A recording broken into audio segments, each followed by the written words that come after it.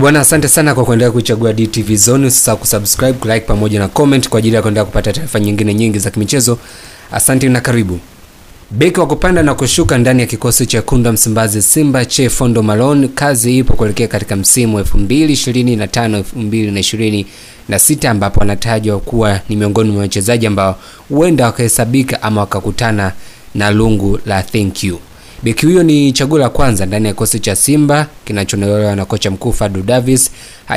Hajawa kwenye mwendelezo mzuri kwenye mechi za ushindani za hivi karibuni. Simba tayari imeshapishana na mataji makubwa ikiwa ni kombe la shirikisho barani Afrika na kombe la CRDB Confederation Cup kutokana na safu ya ulinzi kukwama kuzuia safu ya ushambuliaji wa timu pinzani wanapokutana nayo. Taarifa hii kuhusu Chefondo Malone ni moja kati ya taarifa ambayo nimeona baadhi ya watu wengi wamekuwa wakizungumzia. Na kusema kweli Chefondo Malone toka umie, maana yake ni kwamba hajawa na utimamu mzuri pale anapokuwa uwanjani. Tunajua ili mchezaji uendelee kuwa katika muhimili wa kuendelea kujilinda kila siku, maana yake ni kwamba unatakiwa uwe bora katika nyakati zote. Unatakiwa uwe bora katika nyakati zote ni pamoja pia kuepuka majeraha ya hapa na pale ambayo huenda ukakumbana nayo. Kwa hiyo sasa unatakiwa uwe na tahadhari wakati wa uchezaji wako, lakini pia uwe na ngao ambayo inaweza kukufanya wewe uweze kuwa imara. Unajua Malone ni moja kati ya walinzi bora.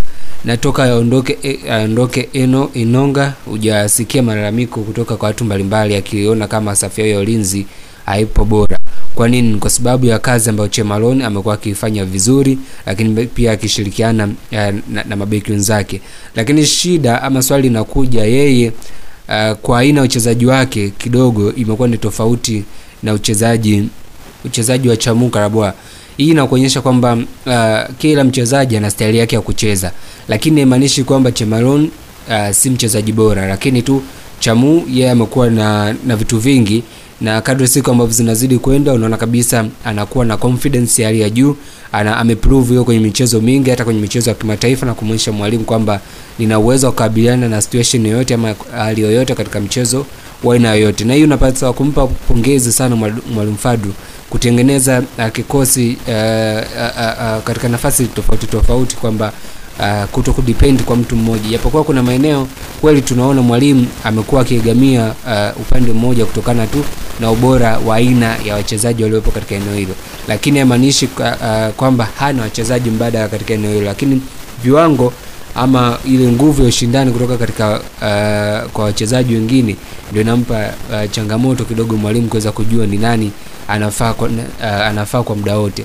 Lakini so far kuondoka kwa Malone ama ikitokea kweli kaondoka ni moja kati naweza ngasema ni moja kati ya pigo. Sioni kwamba kiwango chake kikiwa kimeshuka sana, ni hali tu ya kawaida kwa namna tu ambavyo mchezaji yote akitoka kwenye majeraha ni nadra sana kurudi katika kiwango chake ghafla kama alivyokuwa awali. Kwa hiyo huenda zikandi tetesi, lakini kwa chochote kinaweza katokea kwa sababu unahitaji kuwa na aina ya wachezaji ambao wanaweza kukupa matokeo ambayo mwalimu unahitaji kuanzia katika eneo la goalkeeping mpaka eneo la ushambuliaji. Lakini so far Simba ipo katika mpango wa kutengeneza timu. Kwa kama ipo katika mpango wa kutengeneza timu, hatutarajii kuona wachezaji wengi ama maingizo mengi ya wachezaji, lakini pia hatutarajii kuona namna gani ambavyo wachezaji wengi wakiondoka ndani ya kikosi hicho. Kwa nini? Bado hapo katika progress ya kutengeneza timu. Usisahau kusubscribe, like pamoja na comment kwa ajili ya kuendelea kupata taarifa nyingine nyingi za kimichezo ndani ya DTV Zone.